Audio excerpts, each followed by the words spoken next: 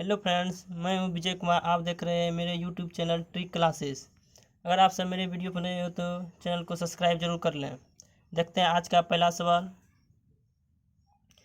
एक कक्षा में दो अनुभाग है। अनुभाग एक में 30 विद्यार्थी और अनुभाग बी में 20 विद्यार्थी है।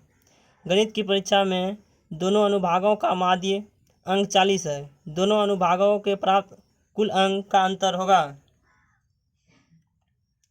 अनुभाग ए में कितना है 30 अनुभाग के माध्य कितना है 40। 30 गुने 40 4 तिया 1200। अनुभाग बी में कितना है 20। दोनों का कितना है माध्य 40 गुने में 40 4 दूना 800। क्या करा है अनुभाग के प्राप्त कुल अंकों का अंतर यानी कि 12 और 800 का अंतर यानी कि 400। Option A. ऑप्शन डी यानी कि 1200 माइनस में 400 800। इसका अंतर कितना निकला 400। देखते हैं अगला सवाल।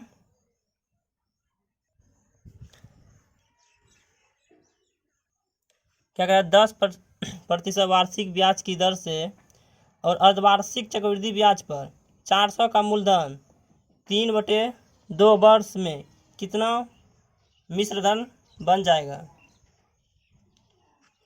कितना 10%। क्या कह रहा है अर्धवार्षिक रूप से, ये वर्ष में दिया हुआ, इसका अर्धवार्षिक में चेंज कर देते हैं। एक वर्ष में कितना समय होता है 2 यानी कि 5%। तब मूलधन कितना है 400 का 5/100। 5 2 शून्य कट गया। 5 चौके 20 फिर 20 का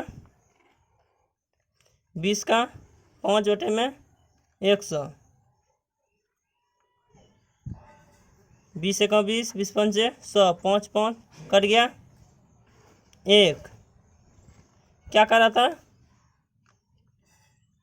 3/2 वर्ष यानी कि 1/2 यानी कि 3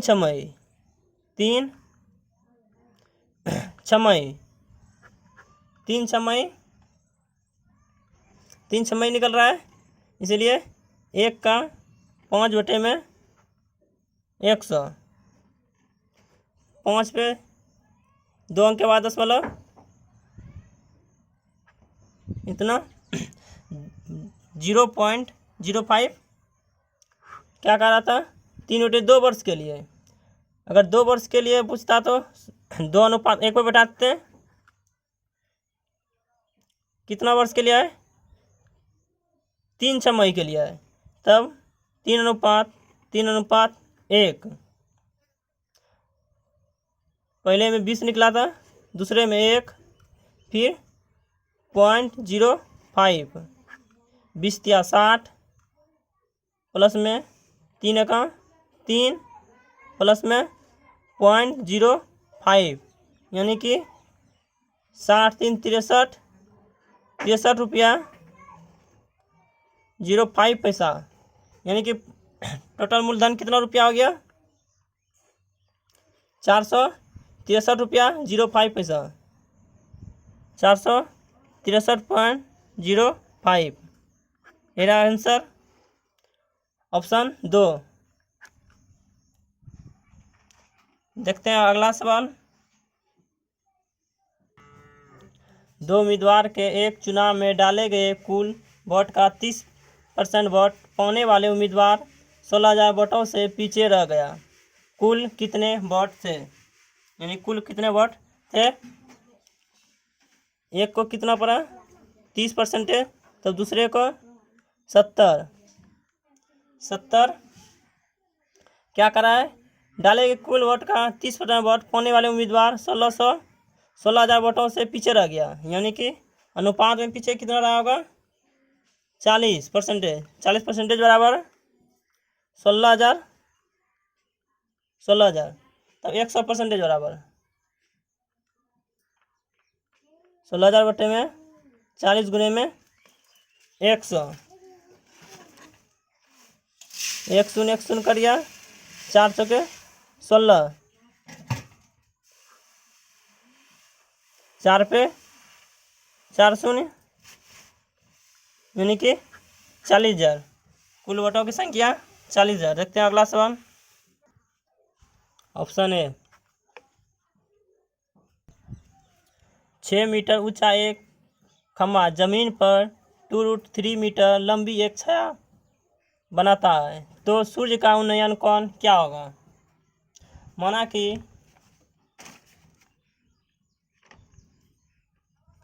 कि खम्भा ए बी तथा बी सी है। खम्भा ए बी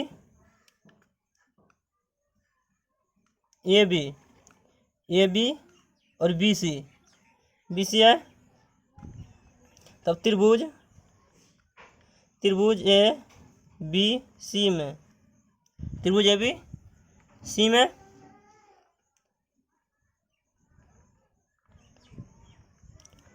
tan थीटा बराबर में लंब बटे में कर्ण। ये क्या है 6 मीटर ऊंचा 2√3 मीटर लंबी एक छाया बना रहा है। लंब कितना है 6 बटे में कर्ण 2√3 तो tan थीटा बराबर में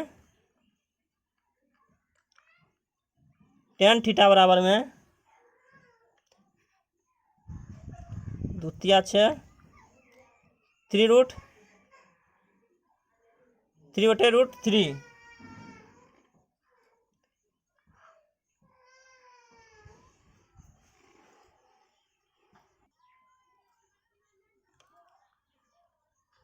tan थीटा बराबर में 3/√3 गुने में परिमाणीकरण कर देते हैं इसका √3 बटे में √3 3 बटे में √3 गुना √3 यानी कि 3 और 3 कट जाएगा, बचा tan थीटा बराबर में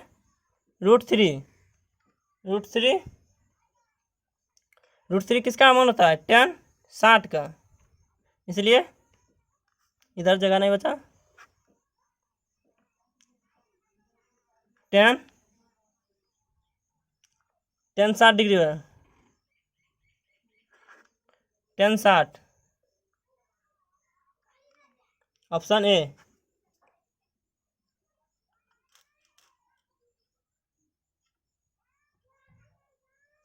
अब देखते हैं अगला सवाल क्या करा। यदि किन्हीं 3 क्रमगत विषम संख्याओं का योग 147 है तो बीच वाली संख्या होगी। मान लेते हैं संख्या ए बी सी तीनों का योग कितना दिया हुआ 147 3 से इसको भाग देते हैं कितना बार में 49 बार में, यानी कि बीच वाला संख्या कितना निकल गया 49। क्या करा है 3 क्रमगत विषम संख्या 49 के बाद विषम संख्या क्या आएगा 51,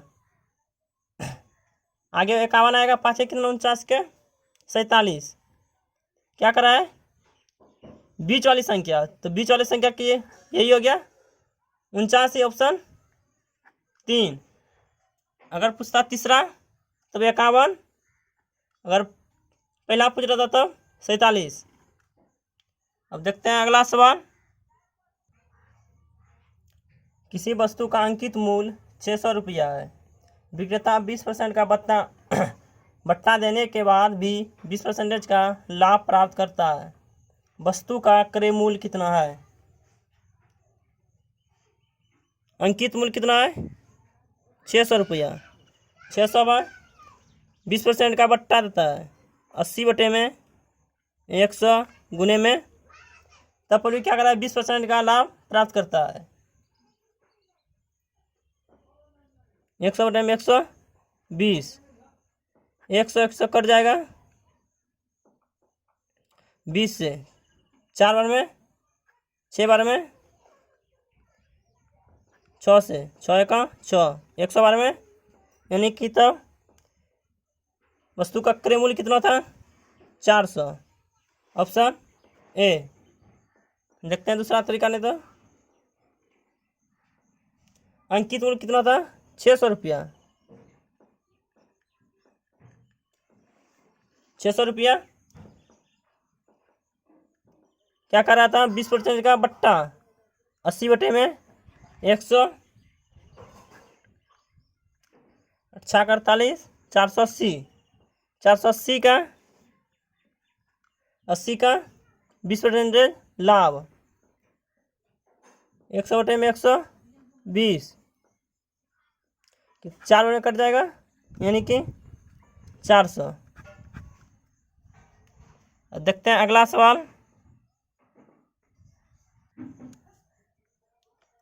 एक कार 1 सेकंड में 20 मीटर चलती है, उसके किलोमीटर प्रति घंटा में गति ज्ञात कीजिए। मीटर में दिया हुआ है, किलोमीटर में निकालने के लिए कर रहा है। 20 का बरम चेंज करना है, यानी कि 18 बटे में 5, 5 से 5 चौके 20, 8 चौके 72, 72 किलोमीटर प्रति घंटा। और 20 किलोमीटर में दिया रहता, इसको मीटर में चेंज करने का था, तब छोटे से 5 बटे 18 से करते हैं। ऑप्शन 2। देखते हैं आज अगला सवाल, देखते हैं आज का अंतिम सवाल। एक मिश्र धातु में जिंक, कॉपर तथा एल्युमिनियम का भार 2:3:7 के अनुपात में है। 48 किलोग्राम भार के मिश्र धातु में जिंक तथा एल्युमिनियम के भार में अंतर है। जिंक, कॉपर, एल्युमिनियम 2:3:7 के अनुपात में है। 48 किलोग्राम भार, यानी कि कुल का भार कितना 48, 7 3 10 2, कुल का अनुपात कितना, तीनों का 12 बराबर 48, बच्चों के 48, एक बराबर में 4। क्या कर रहा है जिंक तथा एल्युमिनियम के भार में अंतर, जिंक और एल्युमिनियम के भार में अंतर कितना है 5, 5 तब 4 गुने में 5, तब कितना हो जाएगा 20 किलोग्राम, 20 किलोग्राम। Option D.